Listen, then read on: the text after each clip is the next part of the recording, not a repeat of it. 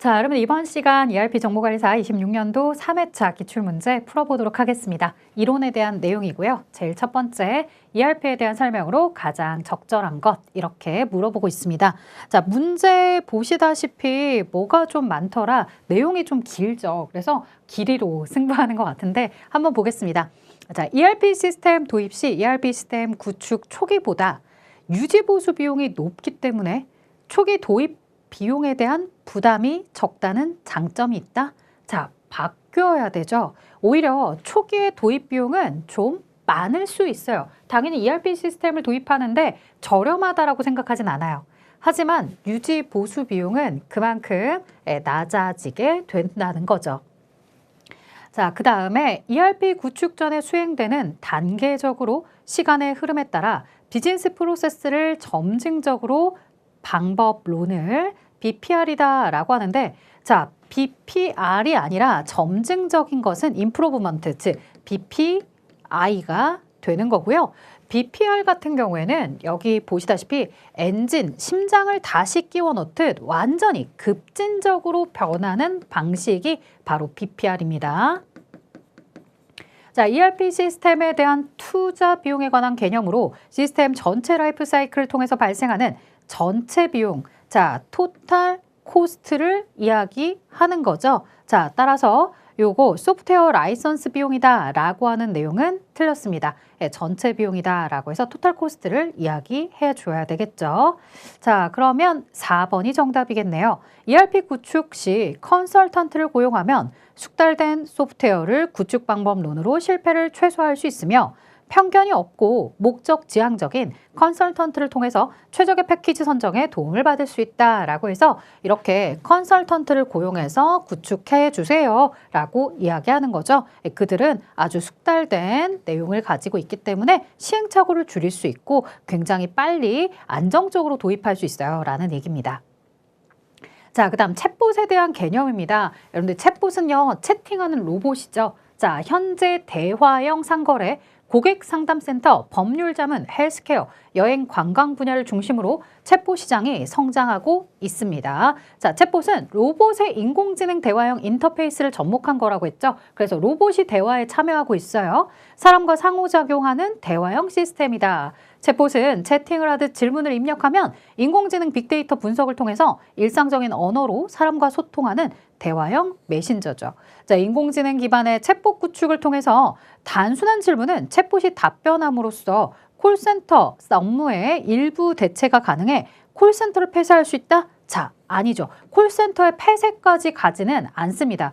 콜센터 인력들은요, 이제 좀 더 고도화되어 있고요. 이 소비자들에 대해서 좀 더 감정적으로 다루어줘야 되는 사람들에게 배치를 하고 있죠. 그래서 고난이도 업무에 배치를 하면서 인력을 좀 더 효율적으로 활용할 수 있게 되는 거죠. 그렇잖아요. 능력 좋은 직원들을 데려다가 단순 노동만 시키는 것만큼 이렇게 기업 입장에서 비효율적인 게 어디 있겠습니까? 챗봇으로 단순화된 노동들은 다 챗봇에게 시키고 좀 더 고도화되어 있고 감성적으로 터치해야 되는 부분들에 대해서는 챗봇을 이용하지 않고 전문 인력들이 나타나게 하는 거죠. 그래서 이렇게 챗봇 시스템이 활성화된다 하더라도 콜센터의 상담 업무가 완벽하게 사라지지는 않는다. 오히려 더 섬세하고 고도화된 작업들로 배치가 될 것이다. 자, 다음 설명 중 적절하지 않은 것을 고르라고 합니다. 인공지능 AI는 인간의 학습 능력, 추론 능력, 지각 능력, 자연어 이해 능력을 컴퓨터 프로그램으로 실현한 기술로 대량 정보를 빠르게 분석을 하죠. 그리고 실시간 최적 의사결정을 내릴 수 있으므로 기존의 사회구조, 운영 방법, 산업 전반에 커다란 영향을 미치게 된다. 자, 잘 아시는 것처럼 여러분들 인공지능이다 라고 하면은 이 인공지능 AI에 대해서 자, GPT나 제미나이나 잘 활용해 보셔서 아실 거예요. 대량의 정보들을 가지고 있고 내가 실시간으로 물어보면 그 친구가 바로바로 즉각적으로 대답을 해주죠. 자, 스마트 ERP는 인공지능 AI, 빅데이터, 사물인터넷 등 블록체인도 있고요. 신기술과 융합해서 보다 지능화된 기업 경영이 가능하게 하는 통합정보 시스템이다 라고 되어 있습니다. 인공지능 기반의 빅데이터 분석을 통해서 최적화 예측 분석이 가능하며 과학적이고 합리적인 의사결정 지원이 가능하더라는 거죠. 자, 여러분들이 나아가고자 하는 방향성이 모두 여기 있습니다. 정보에 대해서 다 분산시켜서 이렇게 조각조각 내는 것이 아니라 하나로 통합을 해서 관리하기 쉽게끔 할 것이고, 그리고 앞으로 나아가고자 하는 방향성이죠. 굉장히 과학적이고 합리적으로 이렇게 의사결정을 하는 것들, 이런 것들 모두 다 스마트 ERP에서 구현할 수 있게끔 우리가 가고자 하는 이상적인 방향들을 설정해주고 있습니다. 자, 사이버 물리 시스템입니다. 실제 물리적인 제품, 생산 설비, 공장을 사이버 공간에 그대로 구현하고 서로 긴밀하게 통합이 되어 동작하는 통합 시스템으로, 자, 여기까지는 사이버 물리 시스템이 맞아요. 자, 심지어 이 같은 회차 물류 1급에서도 이 문제가 똑같이 나왔고 정답도 동일했는데요. 사이버 물리 시스템이다라고 해서 사이버 공간에다가 우리가 구현하는 거, 요거까지는 맞았는데 뭐 때문에 틀렸느냐? 바로 이 뒷부분이요. 자연어 형태로 구성이 된 비정형 또는 반정형 텍스트 데이터에서 패턴 또는 관계를 추출해서 의미 있는 정보를 찾아내는 기법으로 자연어 처리가 핵심 기술이다라고 하는데, 이 자연어 처리의 핵심 기술은 텍스트 마이닝에 대한 설명이죠. 그래서 사이버 물리 시스템 CPS랑 그 다음에 여기서 얘기하고 있는 NLP에 대한 이 텍스트 마이닝이 서로 믹스가 되어서 설명이 되어 있구나. 그래서 3번이 정답입니다.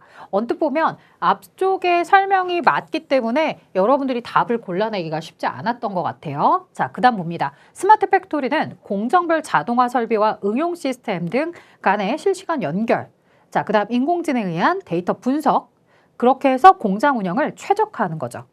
이렇게 지능형 공장으로 체계 구현을 목표로 하는 것, 나와 있는 내용 그대로 해석해 주시면 되겠습니다. 그래서 결국에는 통합해서 이를 기반으로 분석한다라고 되어 있고요. 정형 데이터만 분석한다거나 비정형 데이터를 분석하지 못한다라고 하면 틀렸을 텐데, 정형, 비정형, 빅데이터를 모두 통합해서 이를 기반으로 분석을 수행한다라고 했기 때문에 4번은 올바른 지문이 맞습니다.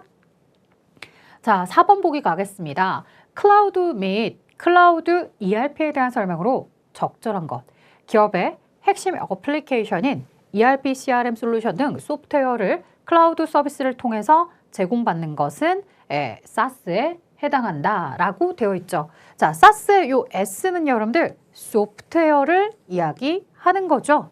자, 그 다음에 ERP 구축에 필요한 IT 인프라 자원을 클라우드 서비스로 빌려서 쓰는 형태는 파스에 해당하며, 자, ERP 소프트웨어 개발을 위한 플랫폼을 클라우드 서비스로 제공받는 것은 IaaS다라고 했는데, 자, 내용 설명이 틀렸죠, 여러분들. 요 파스가 아니라 인프라 자원을 제공받는 건 IaaS고요. 플랫폼을 제공받는 게 요 플랫폼의 P가 바로 파스에 대한 설명이죠. 서로 설명이 뒤죽박죽 섞여 있더라. 자, 그래서 어찌됐든 정답은 1번이었고요. 나머지 3번, 4번도 틀린 부분이 있을 텐데 보도록 할까요? 자, 클라우드 컴퓨팅은 인터넷을 통해서 외부 사용자에게 IT 자원을 제공하고 사용하게 하는 기술 서비스를 의미하며, 클라우드 기반의 ERP를 통해서 ERP 도입에 관한 진입장벽을 높이는 건 아니죠. 진입장벽을 낮출 수 있다라고 해야 되겠죠.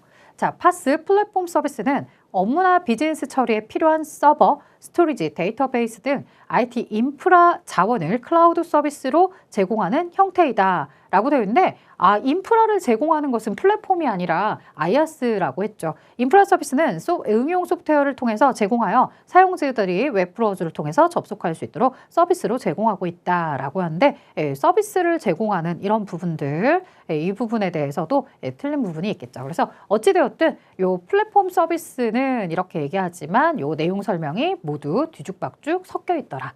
자, 그래서 앞서 정답은 1번이었고요. 그 다음 갑니다. 기업이 활용하고자 하는 수요 예측 방법에 대한 설명으로 옳은 것을 모두 고르래요. 자, 주식회사 생산은 지금까지 사용하던 ERP 시스템을 추가 보완해서 혁신적인 차세대 ERP 프로그램 개발에 착수했으며, 이에 대한 장기적인 기술 수요를 예측하고자 한다. 4차 산업혁명 이후에 등장한 AI 기술의 활용도가 무궁무진하여 과거 자료가 얽매이지 않고 관련 분야에 권위 있는 전문가 20명을 선정하여 의견을 받고 그 결과를 다시 배부하여 의견의 합의가 이루어질 때까지 논평과 수정을 반복하고 있는 단계이다라고 되어 있어요. 자, 의견에 대해서 받을 건데요. 모두 다 패널로 모셔놓고 받는 게 아니죠. 각자 자기 위치에 다들 자기 현업을 하고 있어요.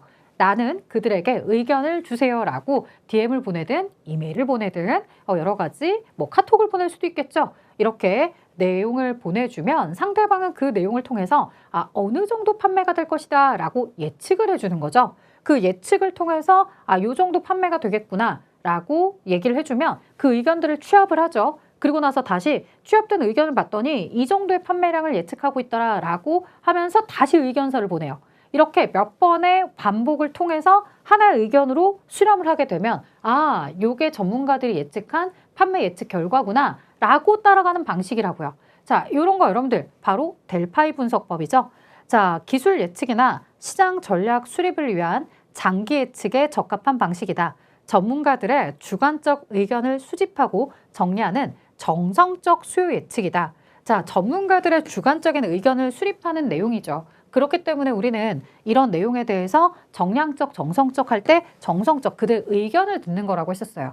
정확한 그들의 수치나 이런 통계적 데이터를 가지고서 하는 것이 아니라 이런 의견을 물어보는 정성적 수요 예측이 바로 델파이에 대한 내용이었죠.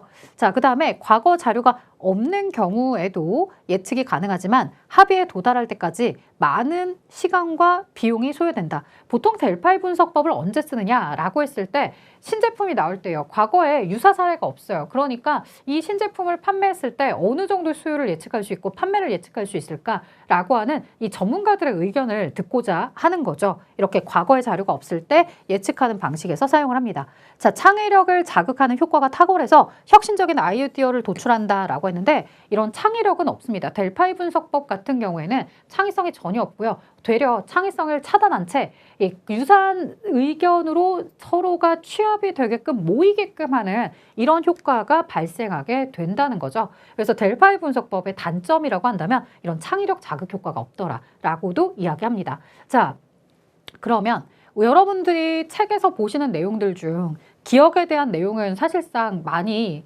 익숙하지 않더라. 그럼 니은과 디귿은 확실하고 리을도 확실하게 아니라는 걸 알게 되었잖아요. 그럼 보기에서 이제 답을 찾으실 때 니은과 디귿은 들어있지만 리을이 빠져 있어야 돼요. 자, 그러다 보니까 누가 정답이 될 수밖에 없겠어요. 모두 이 니은, 디귿, 리을을 3번 보기가 리을을 가지고 있는데 리을은 안 된대. 그렇다면 1, 2, 4번 중에 하나가 될 텐데 혹은 4번도 안 되니까 빼고 1, 2번 중에 될 텐데 보시다시피 1번, 2번 모두 다 기억이 들어가 있어요. 그래서 델파이 분석에 대해서는 기술 예측이나 시장 전략 수립을 위한 장기 예측에 적합한 방식이구나. 그리고 정성적 수요 예측 방식이고 그 다음에 시간과 비용이 좀 많이 소요될 수 있는 특징을 가지고 있구나. 이렇게 정리해 두시면 되겠죠. 그래서 정답은 기억, 니은, 디귿입니다. 자, 판매 계획을 단기, 중기, 장기로 구분을 할 때 장기 판매 계획 요소에 대한 설명을 고른 것. 일단 단기는요. 지금 당장 물건을 얼마에 팔지 이걸 고민하는 게 단기. 중기는 이제 올 1년은 됐고 그 다음 2년차, 3년차에는 어떻게 업그레이드를 시키지? 어떻게 계속해서 소비자에게 나를 어필하지? 라고 했을 때 품질에 대해서 조금 개선을 시키자. 그리고 디자인도 좀 더 새롭게 생각해보자 라고 합니다. 자, 그러면 이렇게 내가 시장에서 한 3년에서 5년 정도 이렇게 꾸준하게 잘 판매를 했는데 내 그다음 넥스트는 뭘까? 나의 미래는 어떻게 되는 걸까? 그 미래에도 내가 이 시장에서 살아남으려면 계속해서 새롭게 새로운 시장을 개척한다거나 아니면 새로운 제품을 개발한다거나 아니면 내가 판매할 수 있는 경로를 강화해서 꾸준하게 판매가 되게끔 해야 되겠구나. 니은, 디귿, 비읍. 자, 그래서 니은, 디귿, 비읍이 나타나 있는 3번이 정답.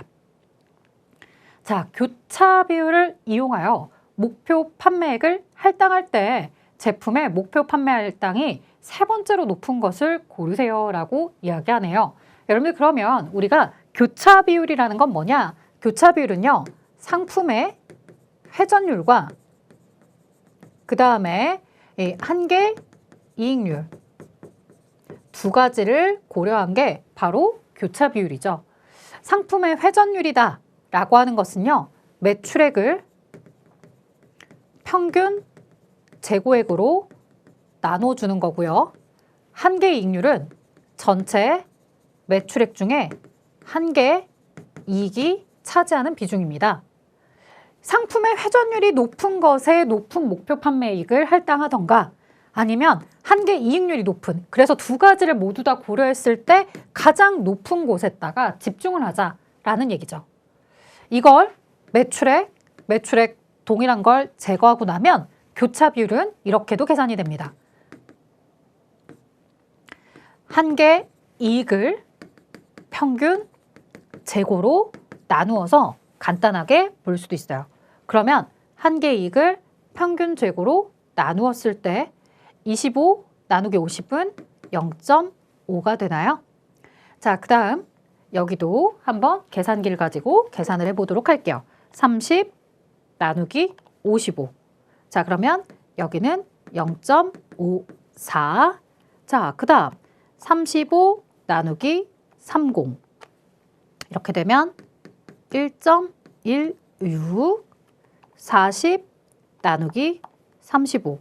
이렇게 되면 1.14. 이렇게 되네요. 자, 이 목표 판매액 할당이 세 번째로 높은 거. 일단은 교차 비율이 높은 게 1순위죠. 따라서 C가 1번, 그 다음 2번이 D, 그 다음 0.5와 0.54 중에 B가 더 높겠죠. 자, 그래서 B를 세 번째, 마지막에 A가 네 번째, 이렇게 배치가 되면 되겠습니다. 따라서 세 번째로 높은 제품을 고르세요 라고 했으니 세 번째는 B가 되겠죠. 자, 다음 가겠습니다. 제품 가격 유지를 위한 검토 내용에 대한 설명으로 적절한 것. 자, 방안 A는 연구 개발을 통해서 기존 제품과의 차별화된 기능을 추가하고 프리미엄 브랜드 이미지를 구축함. 이렇게 되어 있네요. 자, 방안 B는 대리점들이 일정한 수준의 가격을 유지하며 판매하고 일정 기간의 판매액을 기준으로 판매에 기여한 판매 금액의 일부를 되돌려줌으로써 판매 촉진과 보상적 기능을 강화할 수 있습니다 라고 했는데, 자, 이렇게 일정 수준의 가격을 유지해서 판매를 하면서 일정 기간 판매 기준으로 판매 기여한 금액을 다시 리턴해 주는 거. 이건 뭐였어요, 여러분들? 리턴해 주는 거 리베이트 전략이었죠. 자, 그 다음에 여기 보시다시피 이 제품의 이미지를 제고하는 방식으로 가격에 할인 없이도 꾸준하게 그 제품이 계속해서 팔리게끔 하는 거. 비가격 경쟁이다 라고 이야기를 하죠.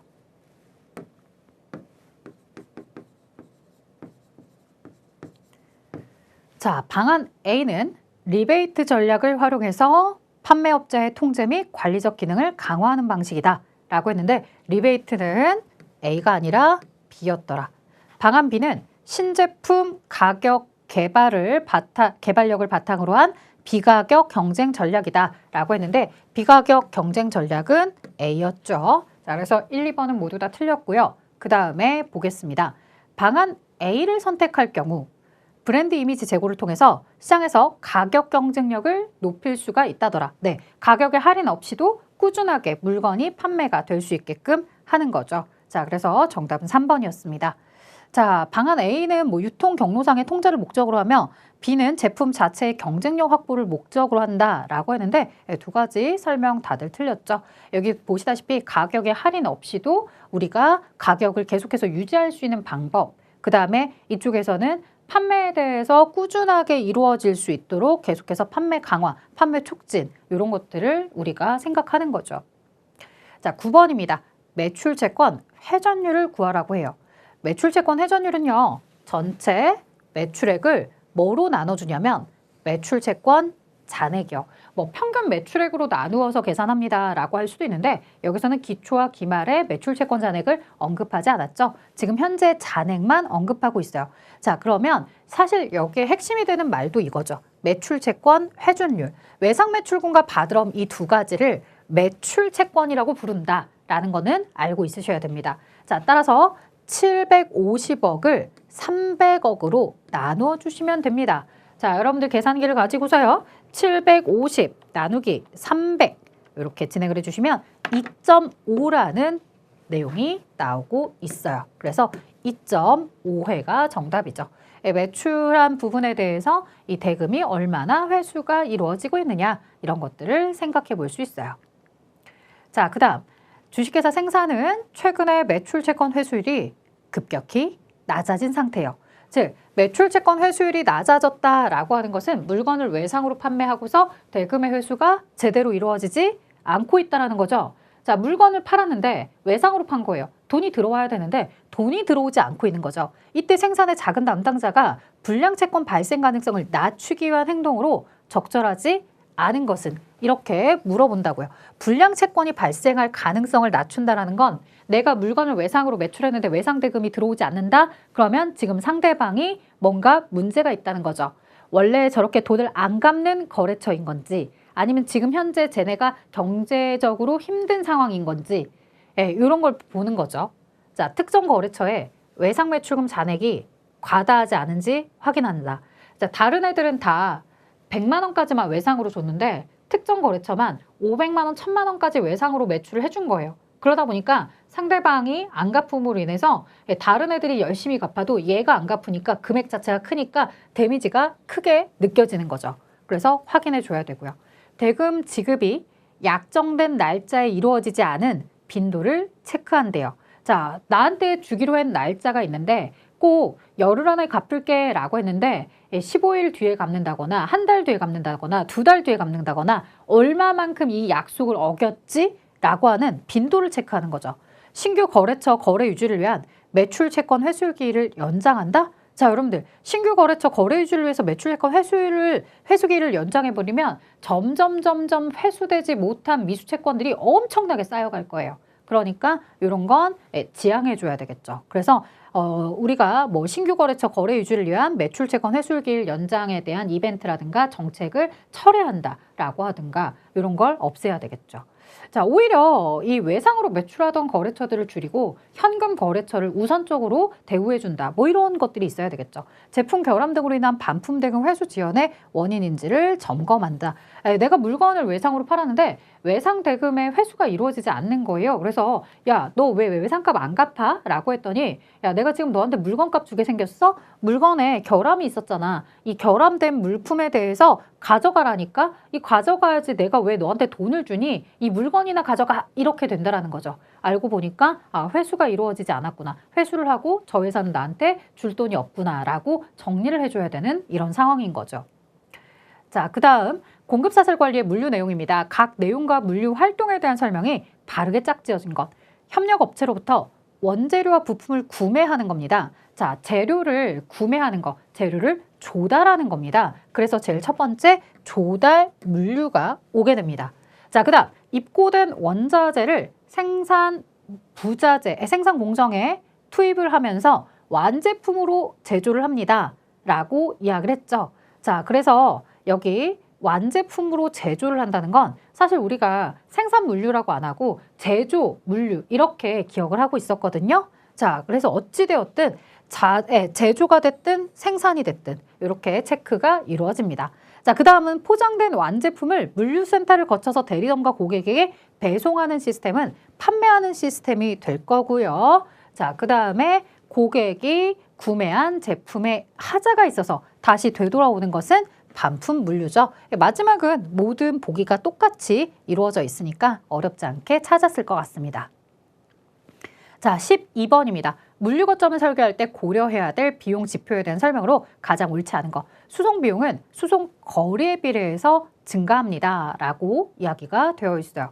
자, 우리가 물류 거점을 설계할 때 수송 비용은 아무래도 거리가 멀어지면 멀어질수록 비용이 어떻겠어요? 계속해서 증가하는 거죠. 그래서 여기 서울에서 부산까지 한꺼번에 가는 것보다는 중간에 거점을 두고서 대전에서 부산까지 이동하게끔 이렇게 거리를 짧혀주는 거죠. 그래서 거점들이 많아지면 많아질수록 이 거점이 많아진다라는 건 뭐겠어요? 그 다음 이동하는 거리가 짧아지게 될 거라는 거죠. 그렇게 해서 이제 수송 비용이나 이런 것들을 줄일 수가 있겠다.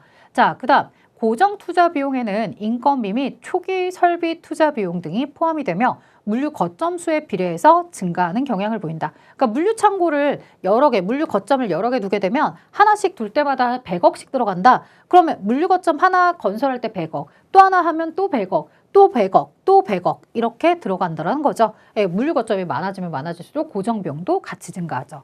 재고 비용은 물류 거점 수가 증가함에 따라 초기에는 증가폭이 크다가 일정 수준 이상이 되면 완만히 증가하는 이런 경향을 보이고 있습니다.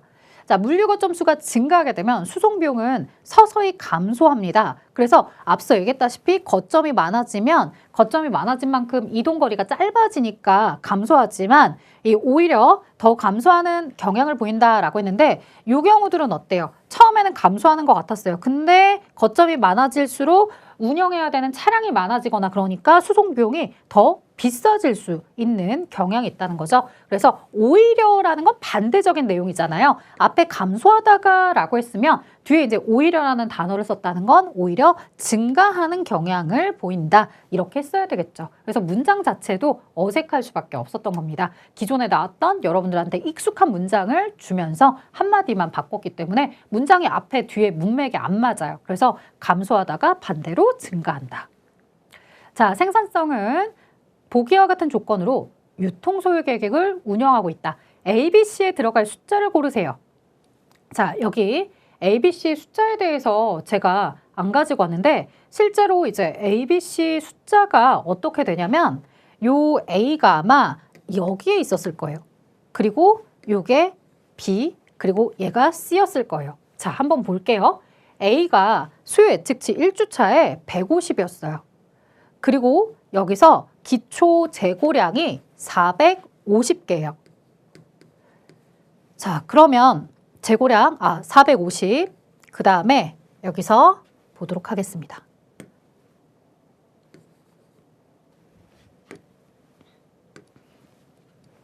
자, 이전 기간의 재고량이 450개였다. 1주차에 150개를 수요를 예측하고 나면 150이 줄어든 나머지는 300개일 것이다. 2주차에는 180개 수요 예측치가 있더라. 이것을 소비하고 나면, 판매하고 나면 120개가 남을 것이다. 자, 문제는 자, 제가 한 가지 틀린 것 같네요. 왜냐면 A가 얘가 아니었었어요. 네, A가 얘였어요. 자, 어찌되었든 요거 120개까지 있는 상태. 근데 3주차를 내가 커버하려면 3주차 120개가 나가고 나면은 여기 재고가 제로가 되고 끝나는 거 아니냐라고 생각하지만 그렇게 진행하시면 안 되죠. 왜냐하면 이 회사는 안전재고가 무조건 100개씩 있어야 돼요. 그럼 이렇게 하면 안전재고량도 없는 거니까 안 되겠다. 여기에 입고 200개가 이루어져야 되겠구나. 왜냐하면 1회 구매량 단위가 200개거든요. 그래서 200개가 반드시 여기에서 필요하게 된 겁니다. 200개가 들어와야지만 여기서 지금 120개 재고가 넘어왔다 하더라도 이 수요 예측치 120을 커버하고 나서도 200개가 남아있을 수 있거든요. 자, 문제는 3주차에 200개의 재고가 들어오려면 리드타임이 2주입니다. 즉, 2주 전에 1주차 때 200개를 먼저 주문해 놔야 돼요. 그래야 3주차 때 200개가 들어올 수 있더라는 겁니다. 자, 이렇게 해서 이제 B의 재고량은 200이다. 자, 이제 그 다음 4주차로 갑니다. 200에서 150개를 소진하게 되면 50개가 남을 텐데요. 이 역시도 안 됩니다. 왜냐? 안전재고보다 떨어지니까. 그렇다면 4주차에도 200개가 들어와야 됩니다. 4주차에 200개는 2주 전인 2주차에 200개의 주문을 하셔야 되겠죠. 그렇게 되면 4주차의 재고량은 250개가 될 것입니다. 자, 그 다음 250에서 230 역시나 커버가 불가능하죠. 20개밖에 안 남게 됩니다. 자, 하지만 이 회사는 어떻게 하셔야 됩니까? 이 안전재고가 100개 이상 있어야 됩니다. 따라서 5주차에도 200개가 들어와야 되겠네요. 자, 5주차에 들어오려면 3주차에 200개의 주문을 2주 전에 진행을 해줍니다. 자, 이렇게 되면 이 250개 넘어온 거에서 200개 입고되는 것까지 450.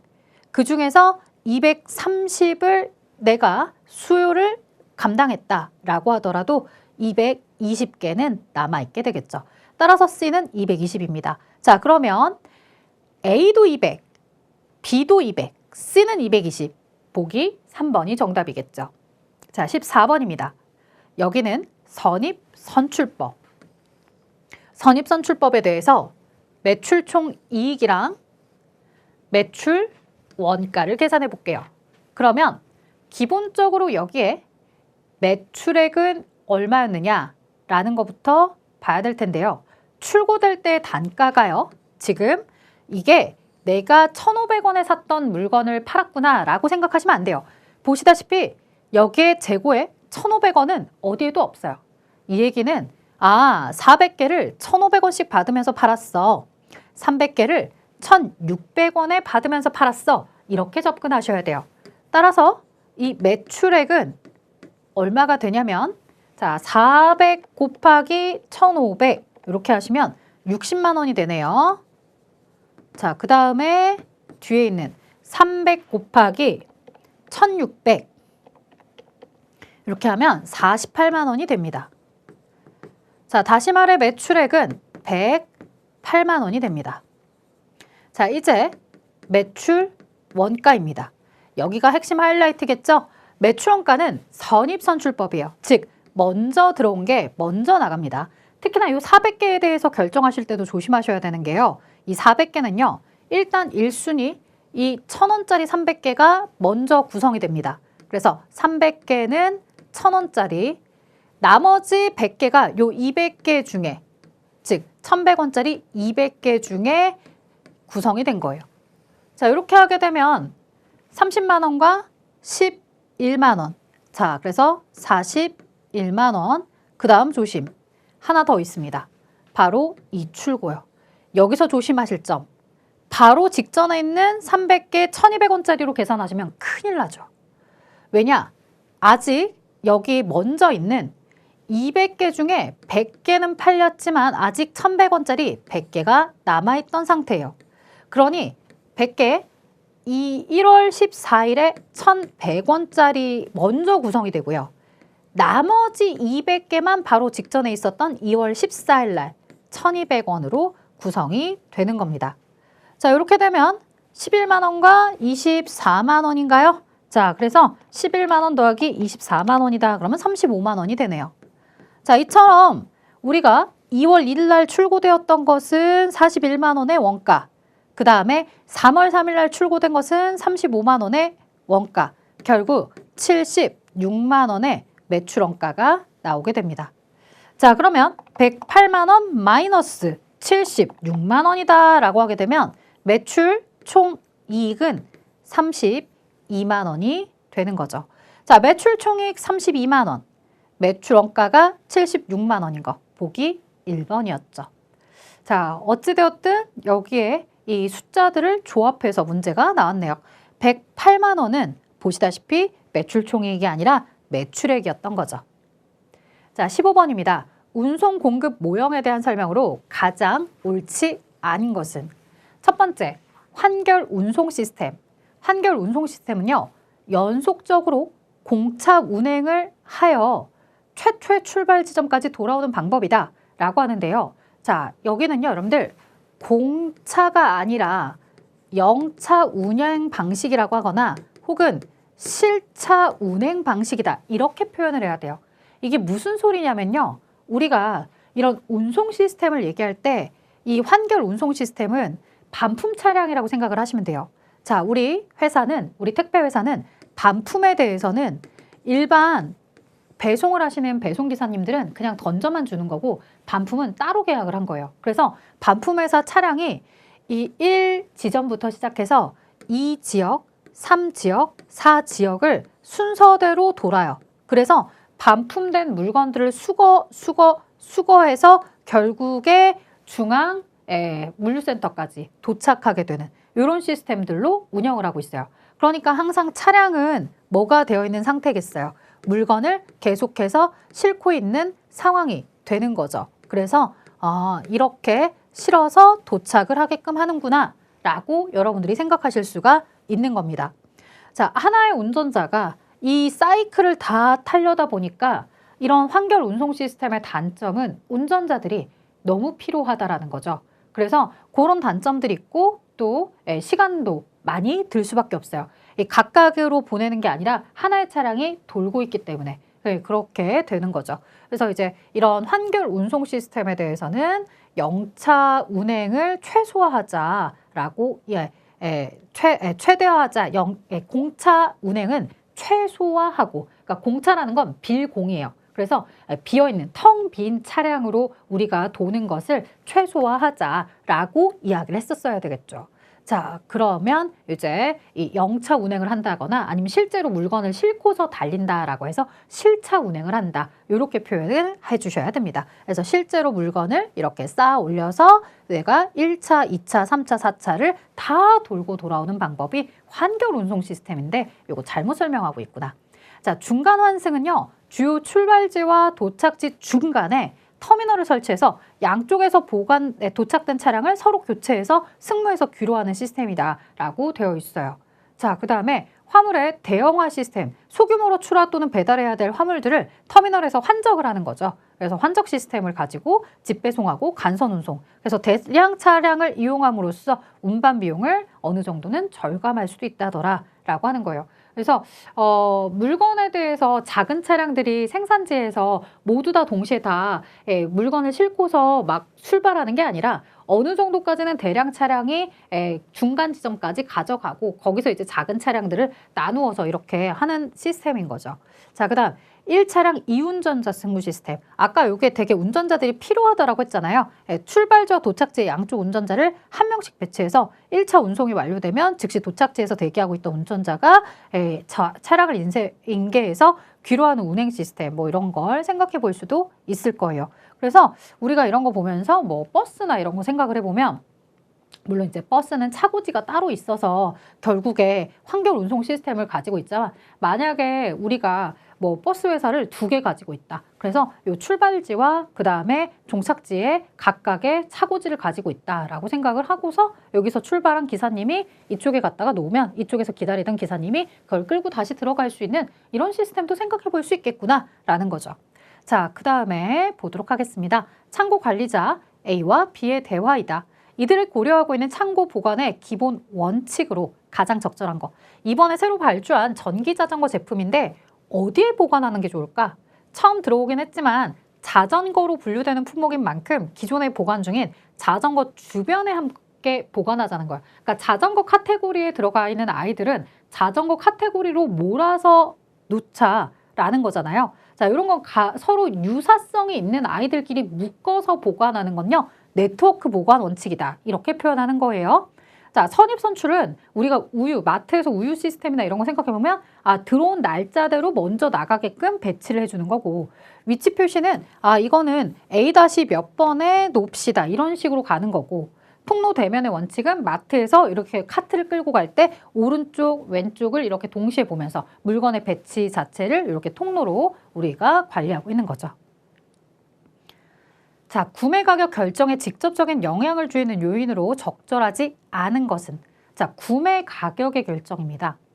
나한테 공급자가 납기를 제대로 해줄 수 있는 건지, 납품해주는 물건의 품질이 일정하게 어느 정도의 수준을 잘 유지하고 있는지, 나에게 현금을 요구하는 건지, 외상이 되는지, 외상이 된다면 며칠까지도 외상이 되는지, 이런 것들은 구매 가격 결정에 직접적인 영향을 미치게 되겠죠. 하지만 교차 비율이요. 교차 비율은 앞서 설명을 했다시피요. 상품의 회전율과 그 다음에 한계 이익률을 가지고서 내가 어느 것에다가 판매를 얼마나 할당할 것인지 목표 매출액, 목표 판매 할당을 할 때 활용하는 방식입니다. 즉 구매가 아니라 판매 쪽에서, 즉 구매관리 파트가 아니라 영업관리 파트에서 보셨던 개념인 거죠. 그래서 교차 비율은 구매 가격이 아니라 매출에 대한 목표 할당을 결정할 때 쓰는 방식이다. 자, 그 다음 A 제품에 대한 원가 구성 내용이다. A 제품의 제조 간접비를 구하시오. 이 문제가 아무래도 여러분들한테 가장 어렵지 않았을까 싶은데요. 이 직접 경비까지 해서 직접 재료비 60%다라고 했으니 10만 원의 60%인 6만 원을 산출하는 것까지는 어렵지 않았을 겁니다. 자, 이렇게 산출을 하고 나면 직접 노무비, 직접 재료비, 직접 경비라는 직접 원가는 24만 원으로 금방 계산이 되었을 텐데 질문은 24만 원의 직접 원가가 아니라 여기에 뭐를 구하도록 하고 있냐면 제조 간접비를 구하도록 하고 있는 거죠. 제조 간접비까지 다 더해지면 제조 원가가 됩니다. 자, 문제는 이 매출 가격 40만 원만 알려주고 이 매출 원가는 알려주지 않았어요. 그러면 매출 가액에 대해서 나와 있는데 한번 생각을 해봅시다. 이 매출 가격 40만 원은 어떻게 구성이 될 거냐라고 했을 때 기본적으로 매출한 물건의 원가, 자, 판매한 물건 매출 원가라고 하면 제조 원가가 될 수도 있겠죠. 이 매출 원가와 그 다음 이 매출 원가의 판매 관리비가, 그렇게 해서 우리가 이 매출 가격에서 원가와 영업이익을 원가와 판매 관리비를 차감하게 되면 영업이익이 산출이 될 거예요. 자, 우리 매출 가격 40만 원이고요. 여기에다가 원가 빼요. 그 다음에 판매 관리비도 빼요. 그러면 매출 가격의 10%인 4만 원의 매출 영업이익이 나올 거라고요. 그렇잖아요. 손익계산서에 매출액 마이너스 매출원가는 매출총익, 마이너스 판매비와 관리비는 영업이익, 이렇게 산출이 되죠. 자, 그러면 이걸 이용해서 우리가 뭐도 알 수 있느냐? 아하, 매출 가격에다가 뭐뭐뭐를 하게 되면 이 영업이익과 그 다음에 판매 관리비와 매출원가를 더하면 저 매출 가격이 나오겠구나. 자, 그렇다 했을 때 우리는 매출 원가와 판매 관리비를 더해주면 뭐가 나오겠구나? 36만 원이 나오겠구나. 여기까지도 도출할 수 있을 거예요. 왜냐하면 40만 원은 무엇과 4만 원의 합이다 라고 한다면 아, 매출 원가와 판매 관리비의 합이 36만 원이구나. 자, 문제는요. 여기 36만 원은 사실 판매 관리비 이 제조원가의 20%를 담고 있어요. 그러면 제조원가의 20%다? 아하, 이 매출원가를 우리가 제조원가라고도 할 수 있는데 이 매출원가 제조원가 금액이 100% 금액이라고 한다면 여기에 20%까지 합친 120% 금액이 바로 36만 원이구나 라는 걸 우리는 생각해 볼 수 있다고요. 이 매출원가를 제조원가로 보고서 100%로 보면 얘가 이 매출원가, 제조원가의 20%니까 120% 금액이구나. 자, 그렇다면 36만 원 나누기 1.2를 해보자 이거예요. 그러면 얼마가 나오겠어요? 매출 원가는 여기가 30만 원이 나오는 거고 판매 관리비는 6만 원이 나오는 거죠. 이렇게. 자, 그 얘기는 제조원가가 30이구나. 제조원가가 30이라는 얘기는 직접원가 24만 원을 차감했을 때 제조간접비가 6만 원에 해당된다는 얘기구나. 그래서 제조간접비는 6만 원이다. 이렇게 대답을 할 수도 있습니다. 자, 주의하실 점은 이 내용을 여러분들이 파악을 하실 때 매출원가가 즉 제조원가와 같은 개념이라는 걸 잘 알고서 접근을 해주셔야 됩니다. 그렇잖아요. 물건에 제조돼서 우리가 제조한 원가, 단기제품 제조원가는 판매가 되면 매출원가로 흘러가게끔 되어 있습니다. 그래서 그런 내용들을 잘 알고서 파악해서 문제를 풀어주셔야 되는 거였죠. 자, 다음 본사 집중 구매에 대한 설명을 바르게 짝지은 것은 대량 구매 품목을 고가의 품목이나 이런 것들에 대해서 내가 어떻게 할 수 있어요? 좀 저렴하게 살 수 있다라는 얘기죠. 전문적인 구매 지식과 구매 기능에 대해서 효과적으로 활용할 수 있는 건 본사의 구매 부서에서 진행하면 됩니다. 자, 일괄 구매를 통해서 단순화, 표준화가 쉬워서 재고량이 증가한다고요? 재고량이 증가하면 안 되죠. 이 본사에서 집중해서 내가 필요한 만큼만 가져다 주고 혹시라도 불필요한 재고는 본사에서 떠맡아야 되겠죠. 긴급한 수요에 대처하기가 매우 쉽다고요? 아니죠. 급할 때는 사실 본사에다가 발주를 넣는 것보다는 근처에서 내가 슈퍼에서 바로 사와서 하는 게 더 빠르겠죠. 따라서 기업과 니은에 대한 내용까지만 본사 집중 구매에 대한 설명입니다. 자, 마지막 구매 관리 목적으로 가장 적절한 거. 생산은 최근 원자재 가격의 상승과 납기 지연으로 생산 계획에 차질을 겪고 있습니다. 기존에는 생산 부서가 요청한 자재를 단순히 구매해서 공급하는 방식으로 운영했었어요. 그러니까 요청에 대해서만 해주는 거였죠. 하지만 최근엔 구매 부서가 시장 가격 동향, 공급 업체의 품질 수준, 납품의 안전성, 대체 원자재 가능성들을 사전에 분석을 하고 미리 예측을 하는 거죠. 그래서 미리 예측한 결과를 가지고서 구매에 대한 계획을 세우는 겁니다. 자, 또한 제품의 설계 단계부터 구매 부서가 참여해서 원가를 절감할 수 있는 자재와 부품을 제한하고 있다까지 이렇게 얘기합니다. 자, 구매 관리는 원가 절감보다 좋은 품질이면서 높은 가격의 자재를 안정적으로 확보하는 것을 우선으로 합니다. 라고 되어 있고요. 자, 그 다음에 원가 절감보다 라고 했는데 여러분들 원가 절감보다 좋은 품질이에요? 높은 가격의 자재를 사요? 아니라고 했죠. 반대로 원가 절감에 좀 더 힘쓰고 있다고 했었어요. 그래서 원가를 절감할 수 있는 자재와 부품을 제한한다라고 했는데 원가 절감보다 다른 거에 집중한다 그러면 틀리겠죠. 구매 관리는 적정 품질, 수량, 시기, 가격, 구매처를 고려해서 기업의 원가 경쟁력과 이익 창출에 기여할 수 있다더라라고 되어 있어요. 적정한 품질이나 적정한 가격 이런 것들로서 원가 경쟁력, 원가를 많이 다운시켜서 마진을 많이 보게끔 해준다는 거. 이게 바로 구매 관리 목적이죠.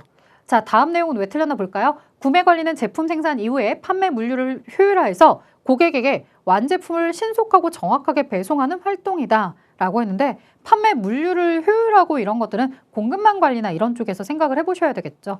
자, 그 다음에 구매관리부서는 생산부서 요청에 따라서 필요한 자재를 사후적으로 구입하는 단순 지원에 초점을 맞추지 않는다라고요. 과거에는 단순 지원에 초점을 맞췄을지 모르지만 최근으로 돌아서서는 어떻다고요? 내가 미리 예측을 하고 좀 더 저렴한 원가, 저렴한 자료에 대한 대체 이런 것들을 제안하고 있다고 했습니다. 자, 그래서 여기까지요. 여러분들에게 구매 관리에 대한 내용까지 해서 이 물류에 대한 2급 이론을 모두 풀이해 보았습니다. 수고하셨습니다.